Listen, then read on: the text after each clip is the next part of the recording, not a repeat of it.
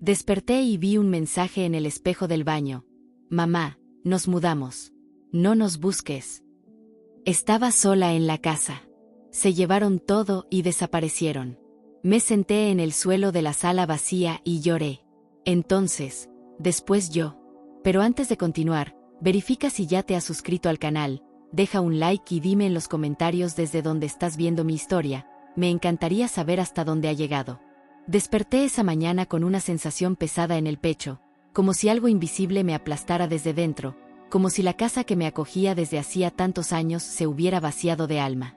Los rayos del sol entraban por la ventana con una frialdad que no reconocía, y aunque mi cuerpo intentaba moverse, los efectos de las pastillas para dormir seguían atándome al colchón como cadenas de plomo. Me senté al borde de la cama con dificultad, luchando contra el vértigo y ese presentimiento que no sabía nombrar, pero que crecía en mí como una sombra espesa. Los sonidos habituales de la mañana, pasos, voces, el ruido de la cafetera, habían desaparecido por completo, reemplazados por un silencio que dolía. Me levanté desorientada, sin saber aún que estaba a punto de enfrentar la traición más brutal de mi vida. Algo no estaba bien, y lo iba a descubrir en los próximos segundos. Fui al baño, y al encender la luz, vi el mensaje escrito directamente en el espejo empañado con una tinta gruesa y temblorosa: Mamá, nos mudamos. No nos busques. Por un instante, el tiempo se detuvo. Sentí un frío que me recorrió la espalda como si alguien me hubiera arrojado a un pozo oscuro. Me acerqué al espejo con el corazón desbocado, esperando que mis ojos me engañaran, que fuera una pesadilla causada por los efectos del medicamento. Pero no era un sueño, era real, y esa frase no dejaba lugar a dudas. Ellos se habían ido, y lo habían hecho sin mirar atrás. Me quedé mirando esas palabras como si fueran una sentencia escrita a fuego, esperando inútilmente que desaparecieran, que se borraran solas y me devolvieran a una realidad distinta. Pero el silencio de la casa era tan profundo que se sentía como una presencia pesada en cada rincón. No se oía una voz, un paso, ni siquiera el goteo del grifo que siempre fallaba, todo era inmóvil y ajeno. Tragué saliva con dificultad, tratando de entender lo que había pasado mientras dormía profundamente. Algo dentro de mí empezó a quebrarse, pero aún no podía permitir que se rompiera del todo. Salí del baño llamando a mi hijo con un hilo de voz, repitiendo su nombre una y otra vez como si al pronunciarlo pudiera hacerlo aparecer. También grité el de mi nuera, aunque con menos esperanza, porque con ella nunca hubo verdadera confianza. Nadie respondió, y el eco de mis palabras rebotó por el pasillo como un lamento hueco. Cada paso que daba por esa casa me parecía más ajeno incluso que cuando nos mudamos por primera vez. La desesperación empezaba a transformarse en una rabia fría, y al mismo tiempo en un miedo sordo. Entré en la sala con el corazón latiendo como un tambor, esperando al menos encontrar el desorden habitual, los zapatos de mi nieto, alguna señal de vida.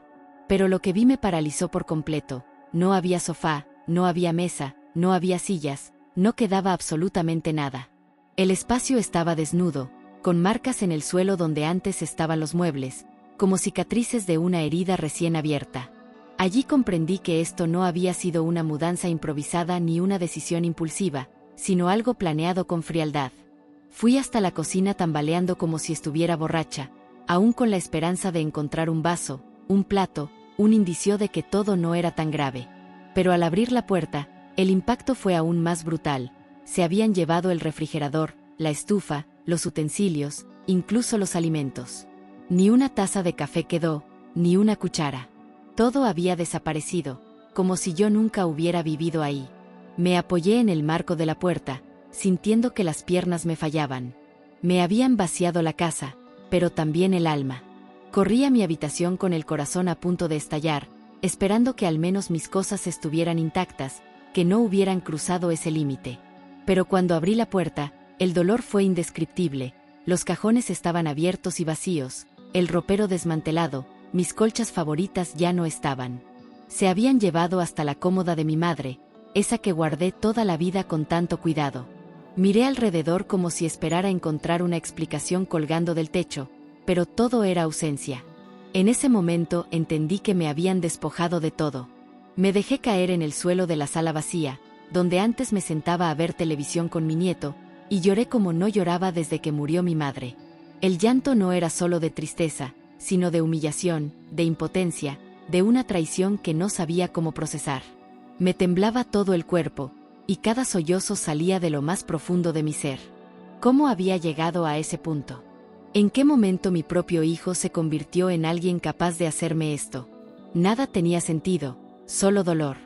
Y fue entonces cuando entendí, con una lucidez cruel, porque no escuché nada durante la noche. Los medicamentos para dormir, esos que me recetaron por mi ansiedad, me habían dejado completamente fuera de este mundo. Me usaron. Me doparon sin necesidad de tocarme, sabiendo que no me despertaría aunque cargaran con mi vida entera. Era un plan calculado, ejecutado con precisión. Me habían dormido para poder vaciarme en silencio. Me estremecí de rabia, pero también de miedo. Recordé los años que compartimos bajo el mismo techo, las promesas que me hicieron cuando les abrí la puerta tras quedarse sin empleo.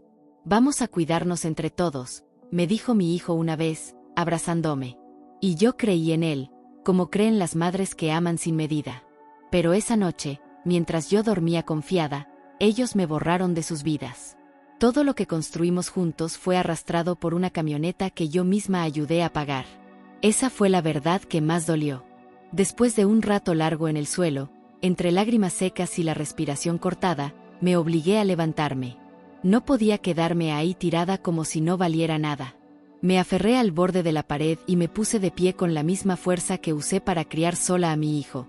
Esto no se iba a quedar así. Aunque me doliera el alma, aunque temblara todo mi cuerpo, no iba a dejar que esta traición definiera mis últimos años de vida. Era hora de actuar. No era una mujer ingenua ni indefensa. Había vivido demasiado, enfrentado pérdidas, enfermedades y trabajos que me dejaron marcas en las manos y en el alma. Sabía cómo protegerme, incluso de quienes más amaba, y por eso había tomado precauciones silenciosas que hoy, más que nunca, necesitaba recordar. Con el corazón todavía herido, me obligué a pensar con claridad, a no dejar que el dolor nublara mi juicio. Si me habían querido borrar, descubrirían que no iba a desaparecer tan fácil. Fui directo a mi cama y levanté el colchón con manos temblorosas, deseando que aún estuviera allí lo que siempre oculté por instinto. Y ahí estaba, una carpeta gruesa, sellada con cinta adhesiva, intacta como el primer día. Dentro estaban las escrituras de la casa, contratos, copias bancarias, testamentos, todo lo que me protegía legalmente. Lo había guardado ahí por años, pensando que tal vez nadie lo buscaría en el lugar más obvio. Esa precaución hoy se volvía mi única defensa. Revisé cada hoja con una concentración férrea, asegurándome de que nada faltara, de que todo estuviera como lo dejé. Y lo más importante se confirmó con una sola lectura: la casa estaba solo a mi nombre. No habían podido transferirla, ni venderla, ni reclamarla como suya. Legalmente, todo lo que habían hecho era un robo. Me aferré a ese hecho como si fuera una tabla de salvación en medio del naufragio emocional que me envolvía. Tomé el celular y, aún con las manos frías por la angustia, entré a revisar mis cuentas bancarias. Algunas seguían intactas porque yo figuraba como titular principal, aunque otras se habían vaciado misteriosamente. No me sorprendía, pero sí me llenaba de rabia saber que incluso eso habían intentado quitarme. Respiré profundo, conteniendo el impulso de gritar. Tenía que actuar rápido antes de que borraran más rastros. Llamé de inmediato al banco, y cuando me atendió una voz mecánica, la interrumpí con firmeza para pedir el bloqueo urgente de todas las cuentas compartidas. Expliqué lo ocurrido con una calma que me costaba cada segundo. No era solo dinero, era mi dignidad, mi seguridad, mi esfuerzo de toda una vida. La persona al otro lado de la línea entendió de inmediato que no era una llamada más. El proceso comenzó sin demora. El asesor bancario confirmó lo que ya sospechaba.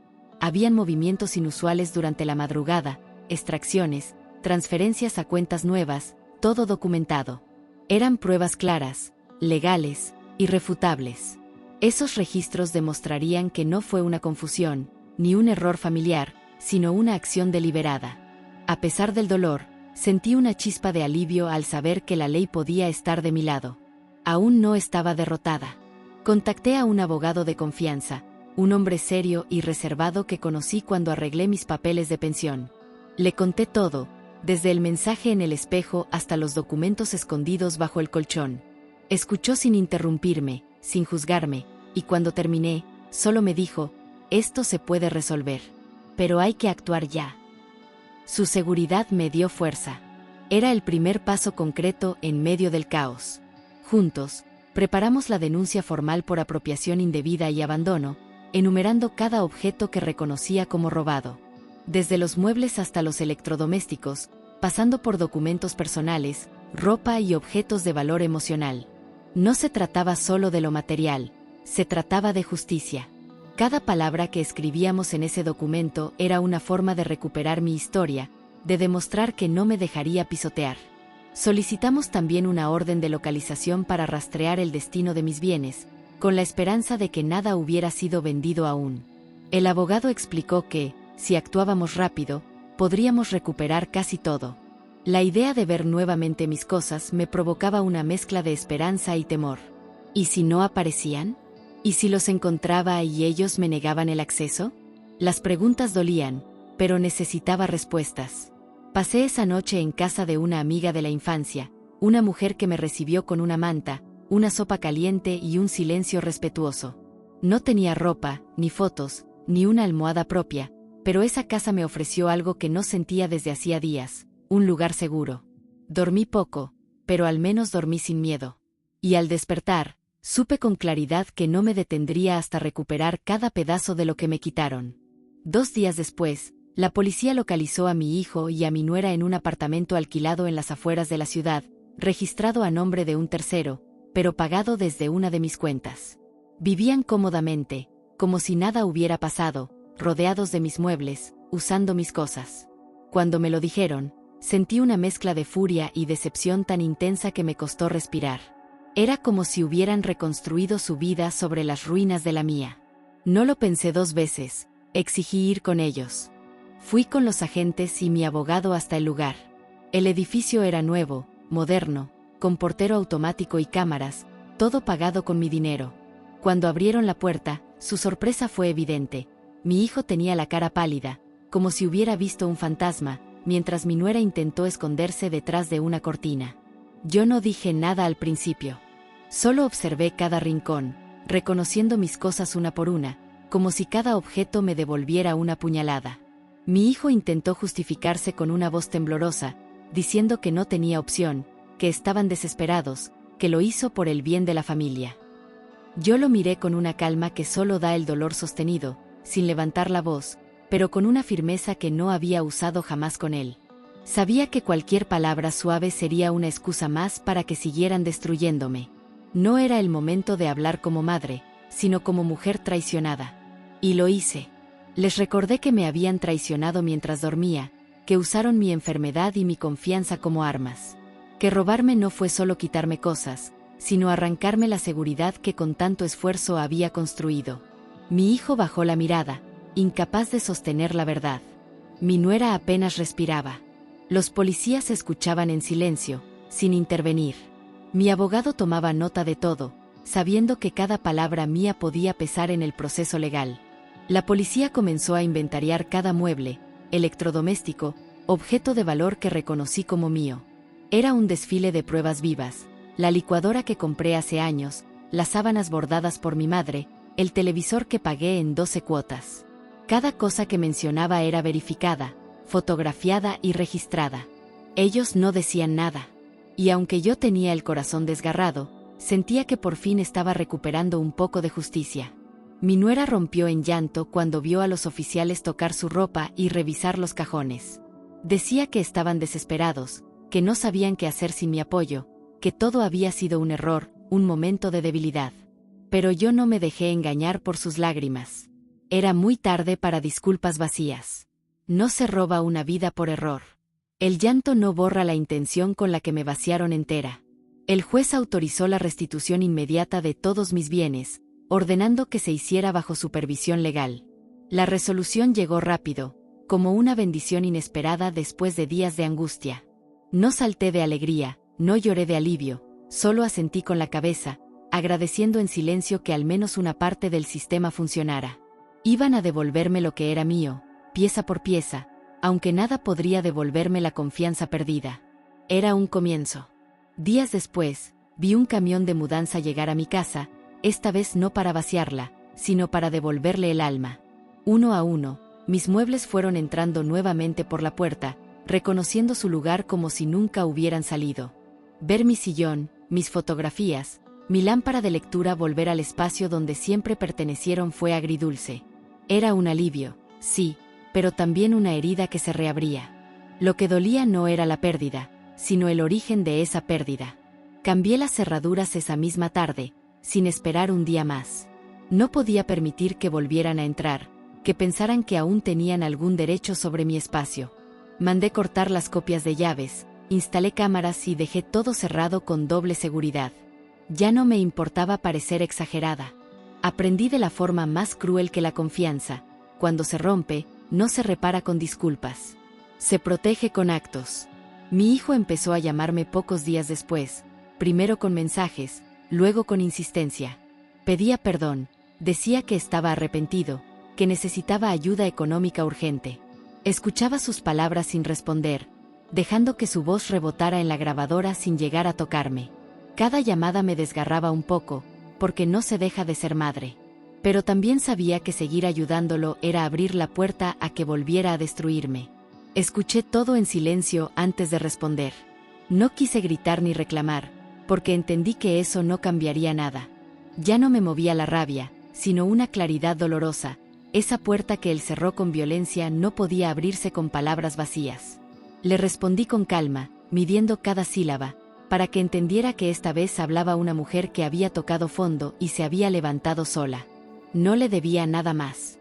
Le dije que no volvería a ayudarlo financieramente, que cada consecuencia debía asumirla con la misma decisión con la que me dio la espalda. No le hablé con odio, sino con la firmeza de quien ya no se va a quebrar por compasión. No se trataba de venganza, sino de respeto propio. Me había quitado todo, y ahora pretendía volver como si el daño no contara. Esta vez, la que decidía era yo. Colgué el teléfono con un nudo en el pecho, pero sin culpa. No lloré, no me derrumbé, solo me quedé mirando la pared durante minutos, como si el silencio confirmara que había hecho lo correcto. No era fácil cortar ese lazo, pero mantenerlo me había costado demasiado. Por primera vez en mucho tiempo, sentí que tenía el control de mi vida. Y no iba a soltarlo otra vez. Con el tiempo, entendí que no podía seguir viviendo en esa casa. Cada rincón me hablaba de esa noche, cada sombra me recordaba el vacío. Era como habitar una herida que no cerraba, por más que intentara llenarla con cosas recuperadas. No se trataba solo del espacio físico, sino de la energía que ya no podía sanar. Vivir ahí era revivirlo todo. Necesitaba empezar de nuevo. Cada rincón me recordaba la traición, la voz de mi hijo diciendo no nos busques, el eco de una casa que fue cómplice silenciosa de mi dolor. Me costaba dormir, me levantaba con sobresaltos, evitaba entrar a ciertas habitaciones. Ya no era un hogar, era un museo del abandono. Y yo no quería ser la cuidadora de ese pasado. Así que tomé una decisión definitiva. Decidí vender la casa y mudarme a un lugar más pequeño, más sencillo, más mío. No lo pensé dos veces, no pedí opiniones. Organicé todo con la misma energía que me permitió sobrevivir al golpe. Fue rápido, casi sin mirar atrás. No era huir, era liberarme. Necesitaba que mis paredes no tuvieran memoria. La mudanza fue un cierre emocional que dolió más de lo que había previsto. Al ver el camión llevarse nuevamente mis cosas, esta vez con mi consentimiento, sentí un vacío distinto. No era pérdida, era despedida. Me despedía de lo que fui, de lo que permití, de la mujer que no supo ver venir la traición. Lloré en silencio, pero no me detuve. Sabía que al final de ese proceso, algo mejor me esperaba. En mi nuevo hogar, un departamento modesto con plantas en el balcón y vecinos amables, comencé una rutina tranquila. No había recuerdos invasivos, ni voces que dolieran, ni esquinas que me aplastaran el alma. Todo era nuevo, limpio, silencioso. Me dediqué a leer, a caminar por el barrio, a cocinar para mí. Era poco, pero era mío. Y eso bastaba. Meses después, supe por conocidos que mi hijo y mi nuera estaban pasando dificultades económicas serias. Habían perdido el apartamento alquilado y se mudaban de un sitio a otro. No tenían trabajo estable, ni ahorros, ni red de apoyo. Vivían con lo justo, endeudados, agotados. No me alegré de su dolor, pero tampoco me culpé. Cada uno recoge lo que siembra. Vivían con lo mínimo, rodeados de cuentas impagas y promesas rotas. Ya nadie les prestaba dinero, ni les ofrecía techo. Habían aprendido, demasiado tarde, lo que cuesta destruir a quien te amó. Yo escuchaba todo desde lejos, con una mezcla de tristeza y distancia. No quería verlos caer, pero tampoco iba a rescatarlos. A veces, el dolor enseña lo que el amor no pudo. Un día, mi hijo me llamó para contarme que mi nuera estaba embarazada. Su voz sonaba distinta, más apagada, como si llevara semanas sin dormir. Me dijo que no sabía qué hacer, que tenían miedo, que no podían con otro peso más. Por un momento, no supe qué responder. La noticia me sacudió por dentro, porque un bebé siempre cambia todo, y también lo remueve todo. La noticia me sacudió profundamente, porque sabía lo que significaba traer un niño al mundo sin estabilidad, sin hogar, sin certezas. Pensé en ese bebé que no había pedido nacer, que sería recibido en medio de carencias, de una pareja quebrada, de un entorno cargado de errores no reparados. Me dolió imaginarlo sufriendo lo que otros decidieron. Pero también me dolió pensar en mí. ¿Podía ser abuela de alguien que llegaba así? Aún así, no cerré la puerta. Durante el embarazo, no los ayudé económicamente, pero sí estuve presente con palabras, con orientación, con consejos que dieran un poco de calma. Les hablé de médicos, de trámites, de cosas básicas que nadie más parecía decirles. Nunca solté dinero, pero tampoco me borré por completo. Mi ayuda fue distante, cuidadosa, sin involucrarme más de lo necesario. Sabía que cualquier exceso podía ser usado en mi contra otra vez. Cuando mi nieto nació, algo dentro de mí cambió sin aviso. No era una emoción explosiva ni un perdón inmediato, pero sí una sensación nueva, como una brisa que entraba por una ventana cerrada durante años. Ver su foto por primera vez me llenó los ojos de lágrimas, y no por ellos, sino por él. No tenía culpa de nada. Era solo un niño, y ya era parte de mí. Decidí estar presente por él, no por sus padres. Me lo repetí muchas veces para no confundirme, para no caer otra vez en el mismo círculo. No era una segunda oportunidad para ellos, era una nueva posibilidad para mí. Quería que ese niño supiera que tenía una abuela firme, que no lo iba a malcriar ni a consentir abusos, pero sí a estar cuando realmente hiciera falta. Sin condiciones, pero con límites. Los ayudé con ropa, pañales, leche, cosas básicas que el bebé necesitaba para sobrevivir. Nunca con dinero en efectivo, nunca con promesas abiertas. Aprendí a sostener sin cargar, a estar sin entregar mi paz. Iba una vez por semana, sin quedarme demasiado. No era una visita sentimental, era un acto consciente. No por ellos, por él. Dejé claro desde el inicio que mi ayuda tenía límites. No aceptaba reclamos, no toleraba chantajes emocionales, no cedía ante el llanto de mi hijo ni a las súplicas de mi nuera. Puse las reglas por escrito, incluso llegué a firmar un acuerdo informal con el abogado para evitar malentendidos. Si querían mi presencia, debía ser con respeto. Y esa vez, sí me escucharon. El contacto se retomó de forma gradual y medida. Empezamos con mensajes breves, luego llamadas sobre el bebé, después visitas cortas con horarios marcados. Ya no había confianza ciega, ni cenas en familia, ni llaves compartidas. Era otra etapa, más fría tal vez, pero más sana. Yo había cambiado, y ellos, al menos en apariencia, también sabían que no podían seguir igual. Nunca olvidé lo que hicieron, y jamás pretendí fingir que no pasó. Aprendí a convivir con la memoria sin dejar que me quemara por dentro. El perdón, si algún día llegaba, no sería un olvido, sino una aceptación de los límites. El bebé era la única razón para ese puente frágil que empezábamos a cruzar. Cada paso era lento, pero firme. Mi relación con mi hijo ya no fue la misma, pero fue honesta. Hablábamos sin rodeos, sin máscaras, sin frases vacías. Él sabía que no podía manipularme más, y yo sabía que, aunque lo seguía amando, ya no era la misma madre de antes. Nuestra conexión era más adulta, menos emocional, más basada en hechos que en recuerdos. Era lo que podía ser, y bastaba. Con mi nuera mantuve distancia y reglas claras. Nunca hubo reconciliación, solo una especie de pacto silencioso. Ella sabía que no tenía mi confianza y yo sabía que no buscaba mi cariño. Hablábamos lo mínimo necesario sobre el bebé, sin afecto, sin gestos innecesarios. Yo no la juzgaba con palabras, pero tampoco olvidaba sus actos.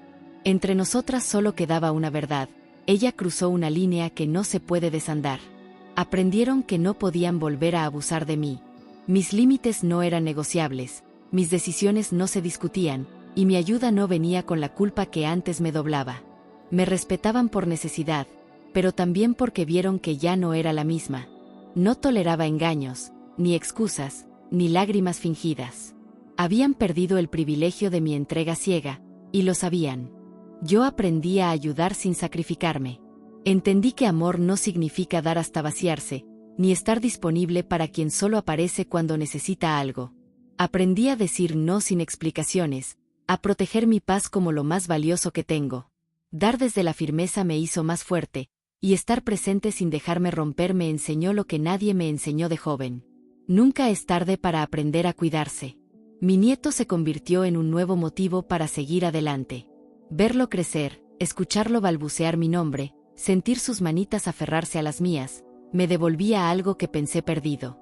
Él no sabía nada de lo que había pasado, no entendía las heridas ni las historias, pero su inocencia era un bálsamo inesperado. Cada sonrisa suya me recordaba que aún había vida después del dolor. Y eso bastaba. Pero también en un recordatorio constante de mis límites. Cada vez que lo veía, sentía la tensión latente de estar en un espacio compartido con quienes me traicionaron. Cada visita era una mezcla de ternura y cautela, de amor y memoria. No podía abrazarlo sin recordar cómo llegamos hasta aquí. Él era luz, sí, pero esa luz proyectaba también las sombras que no se borran. Nunca volví a confiar plenamente en ellos. Me prometí no bajar la guardia, no entregar más de lo necesario, no ceder ante el deseo de creer en un cambio que quizás nunca llegaría. Aprendí a vivir con esa distancia, sin rencor, pero también sin ilusiones. La confianza, cuando se rompe así, no se reconstruye, se reemplaza por una nueva forma de relación, más fría, más prudente, más realista. El respeto reemplazó a la confianza ciega. Ya no actuaban con familiaridad, ni tomaban decisiones sin consultarme, ni pisaban mi espacio como si les perteneciera. Se dirigían a mí con cuidado, como si supieran que cualquier desliz podía cortar el frágil vínculo que habíamos logrado establecer. No había cariño exagerado, pero tampoco conflicto. Era una tregua silenciosa, funcional, necesaria. Hoy vivo tranquila, sin miedo a dormir profundamente. Ya no reviso puertas ni cierres, no tengo pesadillas, no me despierto sobresaltada. Mi nuevo hogar es pequeño, pero está lleno de paz. Mis rutinas son simples, mis días serenos. Recuperé algo que no sabía que había perdido, la seguridad de estar a salvo, incluso estando sola. Ya no dependo emocionalmente de nadie. No necesito aprobación, ni compañía constante, ni promesas que puedan romperse. Aprendí a disfrutar mi propia presencia, a estar bien con el silencio, a mirar mi reflejo sin sentirme rota. Lo que antes me parecía soledad, hoy es libertad. Y esa independencia me sostiene más que cualquier palabra de afecto. Aprendí que el amor no debe doler ni vaciarte. Que quien te ama no te roba la paz ni se aprovecha de tu entrega. Aprendí a amar sin perderme, a dar sin destruirme, a cerrar la puerta cuando el amor se convierte en herida. Todo lo que pasé me enseñó a elegirme primero. Porque si yo no me cuido, nadie lo hará por mí. A los 66 años, recuperé mi voz y mi dignidad. Ya no hablo bajito, ya no me disculpo por existir, ya no oculto mi tristeza para no incomodar a nadie. Aprendí a ponerme de pie sola, sin necesitar que alguien me extienda la mano. Me convertí en la mujer que debí ser desde siempre, no por orgullo, sino por supervivencia. Y aunque llegué tarde a esa versión de mí, llegó para quedarse. Ayudo cuando quiero y como quiero. No por obligación, ni por miedo, ni por la costumbre de complacer. Mi ayuda ahora tiene raíces en el respeto, no en el sacrificio. Sé decir que sí sin vaciarme, y sé decir que no sin culpa. Lo que ofrezco viene de un lugar sano, no de la necesidad de ser querida. Porque después de perderlo todo una madrugada, entendí que el mayor valor que tengo, soy yo. Nadie más. No mi apellido, ni mi rol de madre, ni la idea de familia que otros usaron como escudo. Soy valiosa por mi historia, por lo que sobreviví, por lo que construí con mis propias manos. Y nunca más permitiré que nadie me lo arrebate. Ni en silencio, ni con palabras dulces, ni bajo el disfraz del amor. Hoy miro hacia atrás y ya no me duele como antes. Agradezco lo que aprendí, incluso si me costó lágrimas, noches en vela y el corazón roto. Todo eso me trajo hasta aquí. Me reconozco en cada cicatriz y me abrazo entera, sin pedir perdón por haber sobrevivido. Mi historia no fue fácil, pero fue mía. Y eso basta.